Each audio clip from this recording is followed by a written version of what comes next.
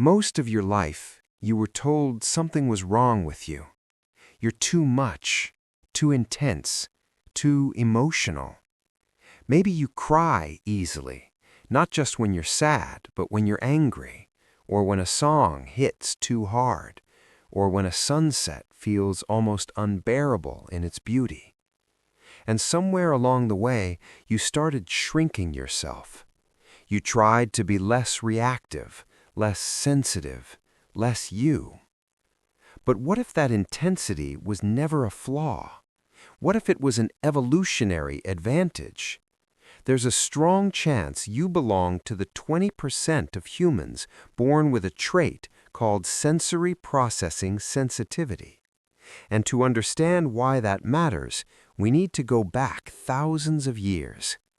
In ancient tribes, most people were what we could call dandelions.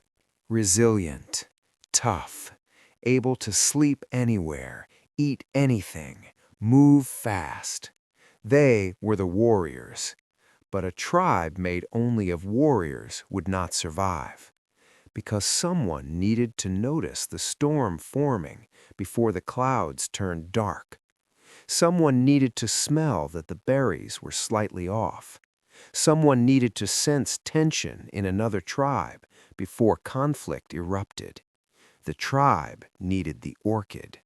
That was you, the vanguard of awareness. Your nervous system is wired differently. While others see the world in 720p, you're recording it in 8K. You don't just hear loud sounds, you hear the hum behind the silence. You don't just listen to words, you feel micro-hesitations in someone's voice. You don't just see emotion, you absorb it. Your radar is always on. And here's the painful part. Many of you already know this. You know you're wired this way. But instead of feeling gifted, you feel exhausted, like you're slowly withering in a world that never slows down. That makes perfect sense, because an orchid cannot survive on concrete. It needs a greenhouse. Psychology calls this vantage sensitivity. It means you are more affected by harsh environments, but in the right environment, you don't just function, you outperform. You create deeper, you love deeper, you think deeper. So today, we stop trying to make you tougher, and we start building your greenhouse. We're going to engineer your life in two areas, your body and your interactions. First, why are you so tired? It's not weakness. It's evolutionary mismatch. Your biology was designed for high stakes but low velocity. Imagine a quiet forest, silence, stillness. Then a twig snaps. That sound matters. Your system is built to process one signal deeply. But you don't live in a quiet forest. You live in open-plan offices, traffic, notifications, breaking news, constant digital noise. Your brain doesn't filter aggressively. It processes everything. This creates systemic overload. Your engine is redlining just to sit still. So we change your sensory diet. Just like food affects your body, sensory input affects your nervous system. If you consume junk input all day, you crash. Step 1. Reduce depleting inputs. If your environment is loud and chaotic, noise-canceling headphones are not a luxury. They are psychological armor. Reframe it. You are not being antisocial. You are protecting your operating system. Second, build a restorative niche, a physical place where your nervous system can idle. It doesn't need to be aesthetic. It can be your car, a stairwell, even a bathroom stall. When overstimulation fog creeping in, don't push through. Retreat for 5 minutes. No scrolling, just baseline reset. That 5 minutes prevents the 4 p.m. emotional crash. Now the part most sensitive people ignore. You cannot only block the bad, you must feed the good.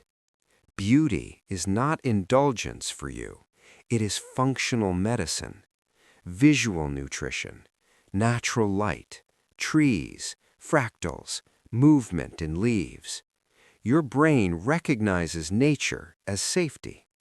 Tactile nutrition, soft fabrics, weighted blankets, warm water. Pressure signals your parasympathetic system to calm down.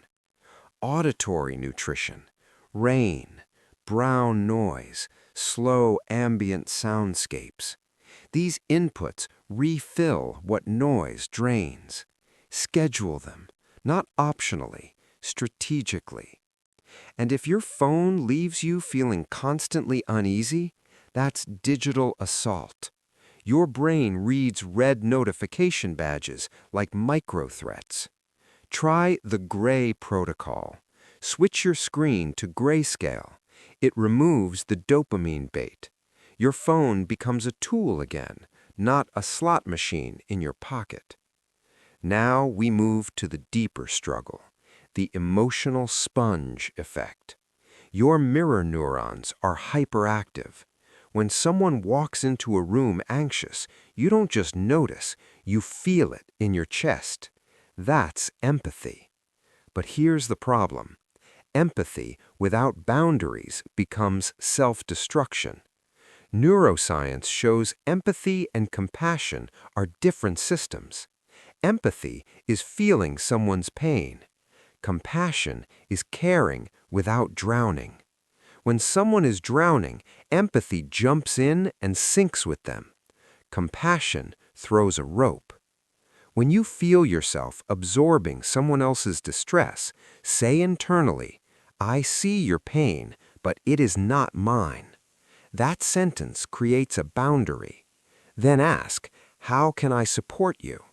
Now you're useful without self-sacrifice. Next, the pause protocol.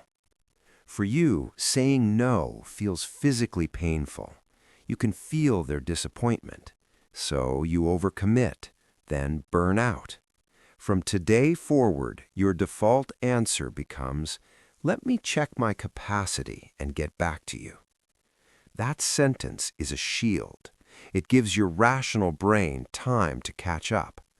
During that pause, ask, "Do I have energy for this? Is this person nourishing or depleting? Is this good for my greenhouse?"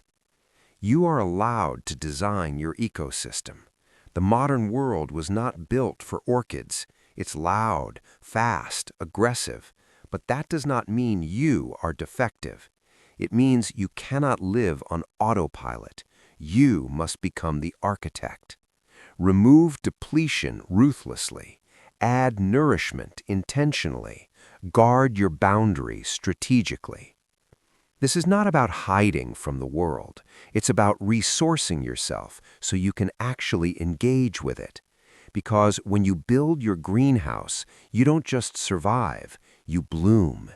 Your depth becomes power. Your awareness becomes strategy. Your sensitivity becomes leadership. The world does not need fewer orchids. It needs orchids who understand their wiring. Start with one change today. Buy the headphones. Find your niche. Use the pause protocol once. Small structural shifts, massive internal difference. If this resonated with you, subscribe to build a world that works for sensitive strength. I'll see you in the next one.